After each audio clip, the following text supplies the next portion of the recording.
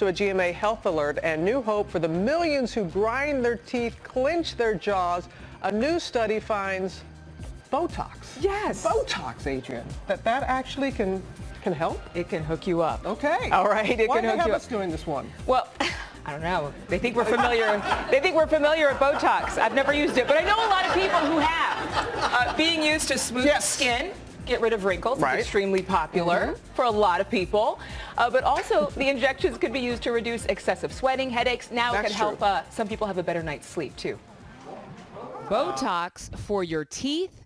The injection, commonly known for reducing wrinkles, can also be used to prevent damage in your mouth. Patients like Jamie Cohen had tried everything. Botox gave the greatest relief. It's night and day. I feel so good. After the first treatment, I noticed a huge change, and progressively it's just gotten so much better over the last year.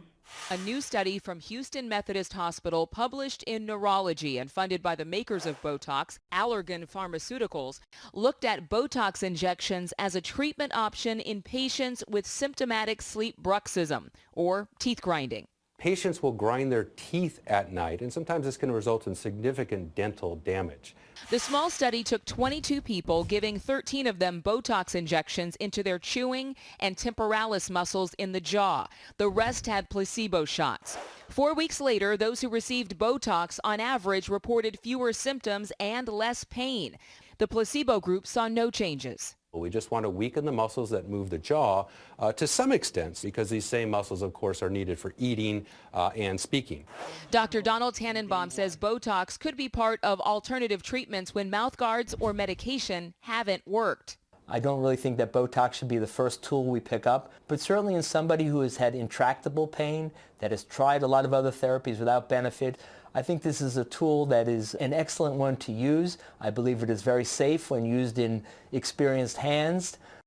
Okay, FYI, for those hoping this remedy would be a twofer for eliminating wrinkles with the oral treatment, no go. It's only injected in the jaw area inside of the head and likely not going to affect the muscles that are associated with the wrinkles most people want to get rid of. Robin? I know people were probably thinking about that. You're ahead of it. All right, Adrian, thanks so much. And Dr. Jen is going to join us here. So tell us a little bit more about the study. Well, remember what Botox actually does. It's a toxin that temporarily causes muscle paralysis. So again, yet another off-label use for a very common medical problem, injected into the temporalis. So if you take a look at this image, the temporalis muscle and the masseter muscle, which is largely involved in moving the jaw, grinding. And, you know, it is an interesting finding. Very preliminary right now, but interesting. Of course, with Botox, you have to do it again and again and again. Right. It's only temporary. Long list of downsides. Exactly. And as we always say, you know, you could do this for me, Robin. Benefits versus risks versus options. So when you look at the risks with Botox, yes, you can have some cosmetic temporary damage, so you can have a change in the way you look.